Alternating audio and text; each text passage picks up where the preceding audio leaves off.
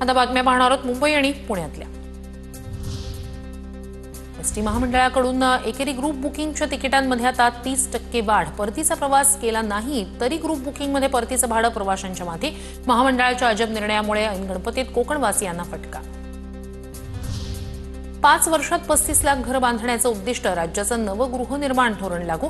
स्वयंपुनर्विकास करणाऱ्या गृहनिर्माण सोसायट्यांना आता अतिरिक्त 10% चटई क्षेत्र निर्देशांकासह भरीव सवलती देणार। म्हाडाची 20% योजनेतील घरांच्या किमतीत मनमानी वाढ करणाऱ्या विकासकांच्या मनमानीला लगाम।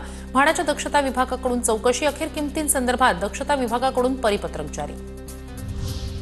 मुंबईत गणेश मंडप उभारण्यासाठी ऑनलाईन अर्जाची सुविधा। पालिकेच्या संकेतस्थळावर संगणकीय एकखिडकी पद्धतीने अर्ज सुविधा उपलब्ध। एकाच अर्जावर अनेक परवानग्या मिळण्यास मदत होणार।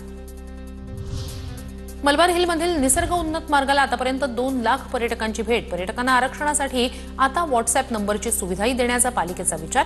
तर नोंदणी 1 तासाऐवजी 15 मिनिटं किंवा 30 मिनिटं आधी करता येईल का याची चाचपणी होणार।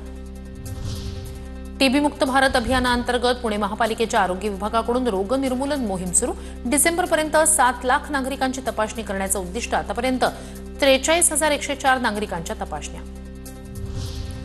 पीएमपीकडून आर्थिक सुधारणा करण्यासाठी प्रयत्न सुरू। पहिल्या टप्प्यात पीएमपीच्या 17 डेपोंपैकी 10 डेपो पीपीपी तत्वावर विकसित करणार। बस थांब्यांवरील जाहिरातीच्या माध्यमातूनही उत्पन्न वाढीसाठी प्रयत्न होणार।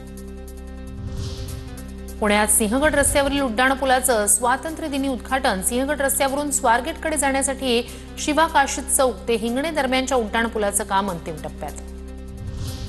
पुणे महानगरपालिकेच्या प्रभाग रचनेचं काम अंतिम टप्प्यात। 2 ते 3 दिवसात प्रारूप प्रभाग रचनेचं काम संपणार।